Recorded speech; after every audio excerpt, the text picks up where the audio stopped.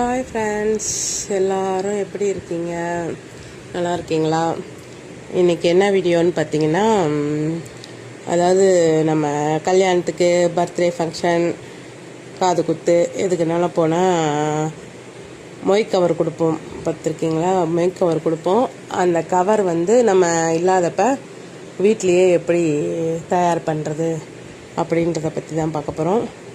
அதுக்கு ஒரு பேப்பர், என்ன கலர் பேப்பர்னாலும் சரி, இந்த பேப்பர்னாலும் வந்து நமக்கு எப்படி அழகாக தேவையோ அது மாதிரி நான் ஒயிட் பேப்பரில் தான் செஞ்சுருக்கேன்.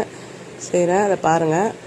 அதாவது கீழே, அதாவது ரெண்டாக மடிச்சுட்டு, ஸ்கொயர் டேப்பில் வெட்டிட்டு ரெண்டாக மடிச்சுட்டு, அது கீழே ஒரு மடிப்பு மடித்து, அதுக்கப்புறம் திருப்பி இன்னொரு மடிப்பு மடிச்சுட்டு, ரெண்டு சைடும் வந்து ஒரே லெவலாக மடிக்கணும். அதை பாருங்கள் செய்கிறத. மடிச்சுட்டு அதுக்கப்புறம் திருப்பி அந்த மடித்ததை எடுத்துட்டு ரெண்டு பக்கமும் ஒரே மாதிரி வச்சு மடித்தா வந்து கவர் வந்து ரெடி ஆயிரும். இது வந்து நம்ம வந்து ஒரு அர்ஜென்ட்டுக்கு நம்மளே வீட்டில் ஏதாவது ஒரு கலர் பேப்பர் இருந்தால் அதை செஞ்சு பழம் போட்டு எடுத்துகிட்டு போகிறதுக்கு வசதியாக இருக்கும். அதுக்காக ஒரு சின்ன ஒரு செய்முறை செஞ்சு காமிச்சிருக்கேன். பாருங்கள், இதில் பாருங்கள், உள்ளே வச்சு அப்படியே போட்டு மடிச்சிட்டா அது மொய் கவர் ரெடி ஆயிடுது. பார்க்கவும் அழகாக இருக்குது. செலவு இல்லாமல் வீட்டிலேயே நம்ம செஞ்ச மாதிரியும் இருக்கும். இது பிடிச்சிருந்தா லைக் பண்ணுங்கள், சப்ஸ்கிரைப் பண்ணுங்கள், கமெண்ட் பண்ணுங்கள். இது மாதிரி பாருங்கள், பார்க்கவே நல்லா இருக்குது. பாருங்கள், இப்படி கொடுத்துட்டோன்னா அழகாக இருக்குது.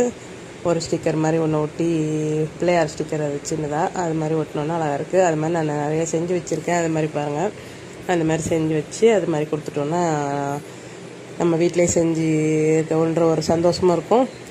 நம்ம டக்குன்னு வெளியே போய் வாங்க வேண்டியதாக இருக்காது. அதனால் செஞ்சுருக்கேன்.